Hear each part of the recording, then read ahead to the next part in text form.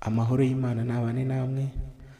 Tugiye gusoma imirongo 10 yo muri Bibiliya isoza. Imirongo isoza 10 yo muri Bibiliya. Murabizi ko hasoza isezerano rishya. Kuri page ya nyuma rero turareba amagambo ahera uko yanditse. Noneho by'umwihariko turaza kureba ese umurongo wa nyuma wo muri Bibiliya uvuga gute. Aka ni akantu koroshye kandi ariko katapfa gusubizwa n'abantu bose. Rero tugiye kurebera hamwe iyo mirongo 10 ihera, ukuntu irimo icyigisho cyo hejuru cyane gitandukanye n'ibindi. Harimo amagambo akomeye, harimo ubutumwa kabisa. Rero murabizi ko igitabo cya nyuma ari isezerano rishya. Igitabo cya nyuma mu isezerano rishya ni ibyahishuwe. Ibyahishuwe rero ibyahishuwe ibice 22, umurongo waho wa 10. Turahera ku murongo wa 10 kurangiza ku murongo wa 21. Haravuga ngo, kandi arambwira ati, amagambo y'ubuhanuzi bw'iki gitabo ntuyazigame ngo yagire ubwiru, kuko igihe kiri bugufi.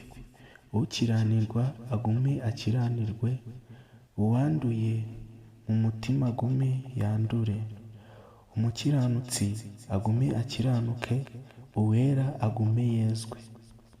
Dore ndaza vuba nzanye ingororano, kugira ngo ngororere umuntu wese ibikwiriye ibyo yakoze. Ndi Alufa na Omega, uwa mbere n'uwa nyuma, itangiriro n'iherezo. Hahirwa abamesa ibishura byabo, kugira ngo bemererwe kwegera cya giti cy'ubugingo, kandi banyure mu marembo, binjire muri rwa rurembo. Hanze hazaba imbwa n'abarozi n'abasambanyi n'abicanyi n'abasenga ibishushanyo, n'umuntu wese ukunda kubeshya akabikora. Njyewe Yesu ntumye marayika wanjye guhamiriza mwebwe ibyo kubw'amatorero. Ni njye gishyitsi cya Dawidi n'umwuzukuru we, kandi ni njye nyenyeri yaka yo mu ruturuturu. Umwuka n'umugeni barahamagara bati, ngwino. Kandi uwumva nahamagare ati, ngwino. Kandi ufite inyota naze, ushaka ajyana amazi y'ubugingo ku buntu. Uwumva wese amagambo y'ubuhanuzi bw'iki gitabo ndamuhamiriza nti, nihagira umuntu uzongera kuri yo, Imana izamwongereraho ibyago byanditswe muri iki gitabo. Kandi nihagira umuntu ukura ku magambo y'iki gitabo cy'ubuhanuzi, Imana izamukura ku mugabane wa cya giti cy'ubugingo no ku wa rwa rurembo rwera byanditse muri iki gitabo. Uhamya ibyo aravuga ati, ye, ndaza vuba. Eme, ngwino Mwami Yesu. Ubuntu bw'Umwami Yesu bubane namwe mwese. Amen. Umurongo wa nyuma rero ni uyu wa 21 uvuga ngo, ubuntu bw'Umwami Yesu bubane namwe. Amen. Murakoze cyane rero abantu mwantije amatwi, kandi nanjye ndabasabira Imana ngo ikomeze kubasobanurira.